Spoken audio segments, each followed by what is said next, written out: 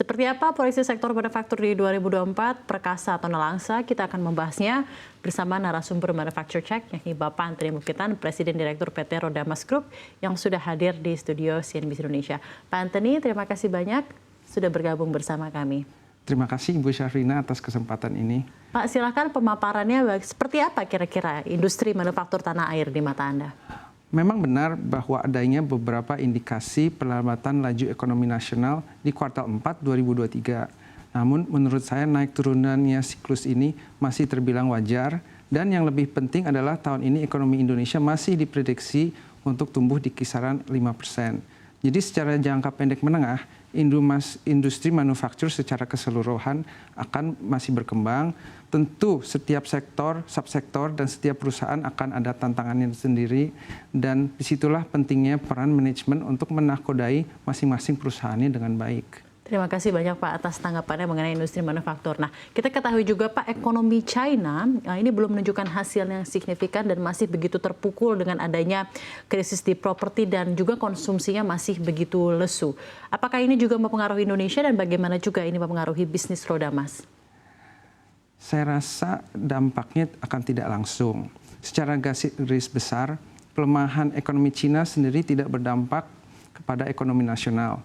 Namun, jika pelemahan ini dibarengi pelemahan ekonomi banyak negara-negara lain dan mengakibatkan turunnya harga komoditi secara signifikan, khususnya untuk Indonesia, batu bara dan minyak kelapa sawit, maka Indonesia akan mendapat dampak yang sangat negatif.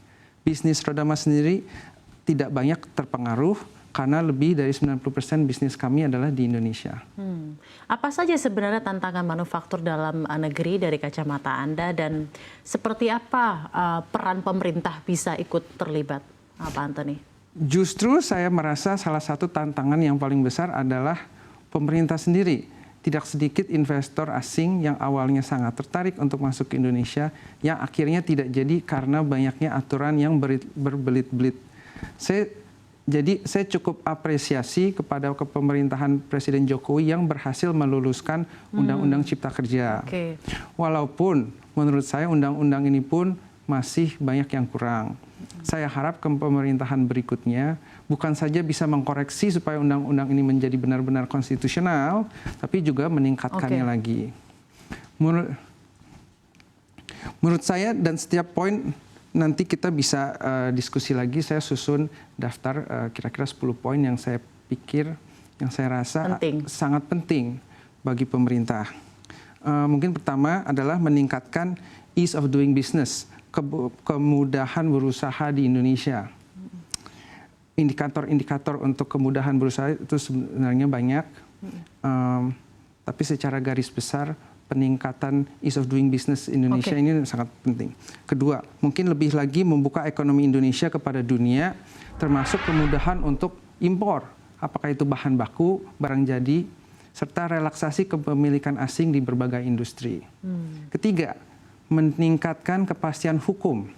Keempat, mengurangi wewenang, peran pejabat di dalam menjalani undang-undang. Kadang-kadang itu undang-undang yang sudah ada, tapi karena wewenang pejabatnya cukup banyak,